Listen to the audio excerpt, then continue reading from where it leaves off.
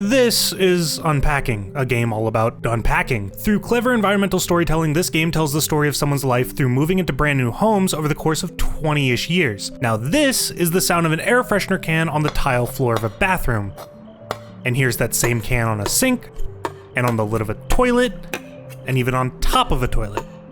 See, what makes Unpacking so special, on top of the qualities previously mentioned, is that this game has over 14,000 sound files for all the things you organize in this game. Game cartridges, plushies, pots and pans, colanders, soap bottles, every single thing you organize in this game has so many different sounds for every possible thing you could set them on. All of this is sound design. When it comes to things that make or break a game, there's a hierarchy of things that people actually care about, or should care about. Things like music or graphics are less important to a game than the story, or just the overall gameplay. That's not to say that these aspects are useless, but like everything, they have their place. Sound design falls somewhere. See, depending on the game, it could be something that goes completely unnoticed, and that's seemingly by design. If you're noticing the sound design in the game, 9 times out of 10, it's because something is out of place, or even seemingly not what you expected. Stroke me.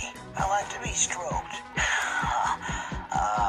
Just like how you might not expect this NordVPN ad. Considering they're one of the most popular VPNs on the market, you've probably heard this spiel a million times. When it comes to deciding on if you want a VPN or not, it's about asking yourself how much you really trust your internet service provider. I know for a fact my ISP is scummy. Not only do they throttle me constantly, but I pay for gigabit internet and the services I actually receive are pitiful comparably, when it's even on. With NordVPN, I can bypass my ISP's constant throttling, and considering they have over 5,500 servers across 60 countries, I can stream anything I want, anywhere, anytime, with the fastest VPN speeds available on Earth. And I can do it across a multitude of different devices. With at most 2 clicks, I'm connected to the fastest server available to me, and if I don't like that server, I can get picky and change it whenever I feel like. All while making sure my ISP gets to see none of that data, because screw them. So go to nordvpn.com/Stryxo and pick yourself up 2 years plus 4 months free to start using Nord today. The link is down below, and now let's get on with the video. With that out of the way, let's take the most recent Call of Duty for an example where sound design is important to the overall experience. Modern Warfare 2 is a prime example of a first-person shooter. Shooter being the important thing here. When you're shooting a gun in one of these games, you want it to, well, sound like a gun. A sound that's powerful yet succinct. And depending on how strong the weapon is, it might even linger through the air to convey that an incredible boom just took place. This whole experience would be ruined if you fired the Signal 50 and it didn't sound as powerful as it looks. Go too far with realism on this though, and the game wouldn't be fun.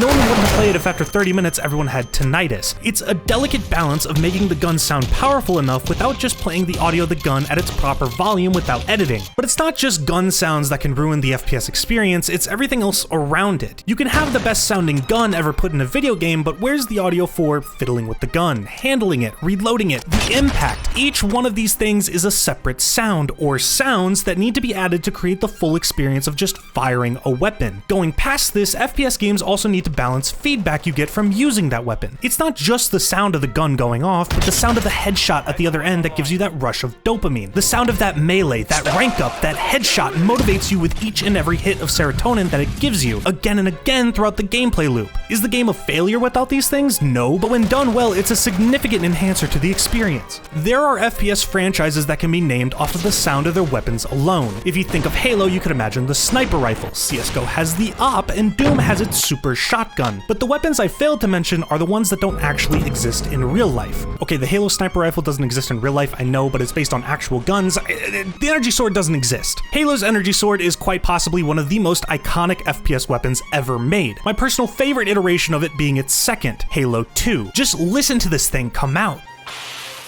It's short, but immediately conveys the idea of a sword made of plasma. Doom, of course, has the BFG. Half-Life has its gravity gun. Call of Duty has the ray gun. All of these weapons are an amazing sound design victory because they don't exist in real life. They're multiple layers of sounds that have been mashed together to create something that has been ingrained in the brains of people who've played these games. If we're gonna talk about satisfying sounds, I think idle games and simulation/strategy games deserve a mention. In games like these, your feedback isn't something that's readily apparent to you, if that makes sense. As I've said before, the main drive for idle games and even simulation/strategy games to an extent is big number going up. More cookies, more people, more leaves, more stone and food and gold. While the sound design for these games isn't as prominently noticed, or you might even have it muted while you play, it's still there. Well, not when it's muted, but while you're playing these games, you are actively hearing the feedback of what you're doing on a consistent basis. Connecting water pipes and city skylines grants you a noise of success. Cookie Clicker gives you keyboard sounding thucks and tacks whenever you do pretty much anything in the game. Leaf blower simulators got bleep loops, and Age of Empires 2 has a lot of things. honestly. Your people talk to you, you hear them mining or chopping wood or building or dying. I mean, a trumpet sounds whenever you enter war. The sound design for these games might seem inconsequential at first glance, but this is like 80% of your feedback to what you're doing in the game. It might not be as integral to the experience as the sounds of a gun in a first-person shooter, but they add to your enjoyment of the game, even if you didn't notice them. Where sound design once again plays a big role, important enough that it can actually ruin the experience, is horror games. To build a convincingly scary or even dreadful environment, there needs to be a lot of work done sound-wise to make you feel the emotions the developer intended. The apartments from Silent Hill 2 are a great example here. Through use of the lack of sound, a very dreadful and suspenseful atmosphere is created. Everything that the protagonist of this game does is loud comparably. Each footstep, each grunt hangs in the air, and when the ambient music finally kicks in, you're dropped in a series of hallways where your range of vision is incredibly close and short. It leaves you on edge constantly, anxious for something to call out through the halls or surprise you around the next corner. It doesn't help that at times completely random noises can play while you're walking through these halls depending on the actions you take. Sometimes when you check a door, after you're done and you walk away, something inside the room rattles the door back at you. Without these sounds, you're practically just walking through a dark and dilapidated hallway. There's no context for you to know that you're not as alone as you think you are. The second and third Resident Evil remakes take amazing advantage of this same type of sound design while also managing to tell a story through the ambient sounds of the environment around you across these games. To make this quick, since understanding the whole story of Resident Evil is quite the undertaking, Resident Evil 3 is set before Resident Evil 2 in Raccoon City, where basically a zombie outbreak is happening. There's also some crazy other mutants, but we're focusing on the zombies for now. The ambient sounds of Resident Evil 3's remake includes a lot of chaos going on in the background. Since the city has very recently started to crumble under the threat of the outbreak, you hear a lot of sirens, screams, gunfire, explosions. Resident Evil 2's remake, however, since it's set after the outbreak is already well underway, is a lot more quiet with its ambient sounds. The city is dead, and since there's rain, it just nearly drowns out the howls and groans of the zombies across the city. You'll hear things happening close to you, but further away, you're left to assume it's just zombies left in the city. Now, as I've hinted at earlier, there are games that are entirely carried by their sound design alone, and since we're talking about horror games right now, we have to talk about Five Nights at Freddy's, because this game, nor any of its sequels, would not be even a tiny bit scary if the sound design wasn't impeccable. Being dropped directly into this office from the main menu is genuinely scary, and before it was played out by its sequels, the sounds you'd hear when the animatronics move closer to you constantly reminds you that you're not alone here, while also seemingly reinforcing the fact that you're trapped in this little office. Each sequential Five Nights at Freddy's game has a version of this ambience, but outside of FNAF 4's ambience, the first one really hit a peak. Something a lot of games do, including the FNAF games, is use audio cues to tip you off on what you should do before some form of event happens. Most famously, you can hear Foxy running down the hall, and you have just moments to close the door. Failure to do that, well,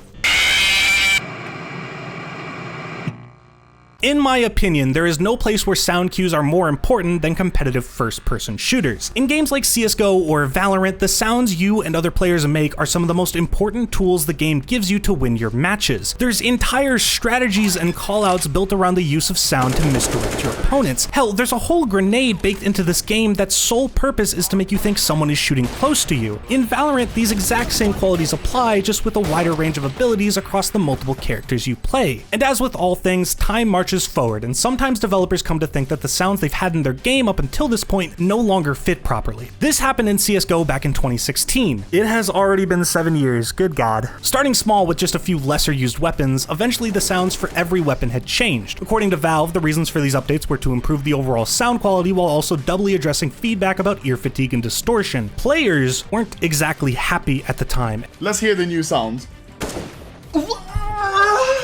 And for a reason that's arguably pretty valid. Some of these sounds, like the USP or the op, were hallmarks of CSGO. Changing these sounds was, in a sense, changing the identity of the game. Everyone got over it eventually, and nowadays you really don't see anyone complaining that the op sounds different than it did back in 2016. I think most famously this same thing happened in Minecraft, like about a decade ago. The old water sounds, explosion sound, and bow and arrow sounds were all hallmarks of the sort of beta era of Minecraft, but nothing really conveys it more than hurt.og.